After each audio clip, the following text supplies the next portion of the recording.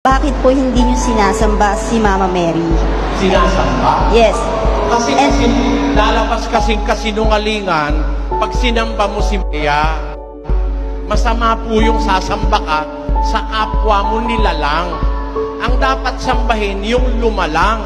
Pakinggan nyo, 1.25 ng Roma. Basa. Sapagkat pinalitan nila ang katotohanan ng Diyos ng kasinungalingan at sila'y nagsisampa at nangaglingkod sa nilalang kaysa lumalang. Ang dapat sambahin yung lumalang eh. Eh si Maria nilalang din yun eh. She is also a created being. Creature siya eh. Hindi naman siya creator eh. Ang sinasamba po, yung creator. Pag sumamba ka sa nilalang, kasinungalingan yun.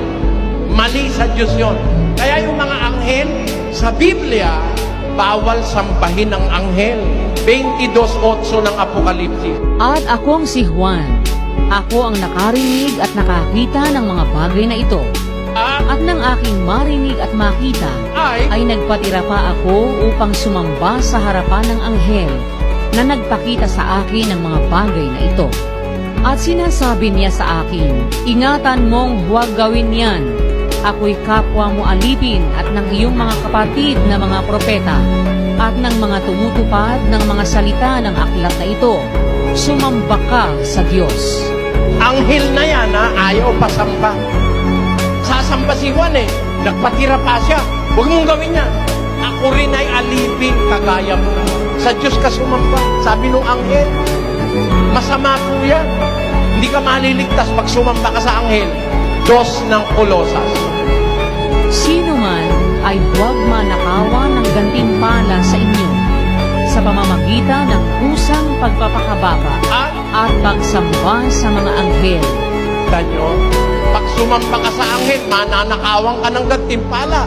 Eh kung yung anghel bawal sambahin, si Maria pa. Eh tao lang naman si Maria, di naman anghel. Tanyo, ano sabi ng Biblia? Deuteronomio 5:7 hanggang 9. Huwag kang magkakaroon ng ibang mga Diyos sa harap ko. Huwag kang gagawa para sa iyo ng larawang inanyuan, nakawangis ng anumang anyong nasa itaas sa langit, Oo. o ng nasa ibaba sa lupa, Oo. o ng nasa tubig sa ilalim ng lupa.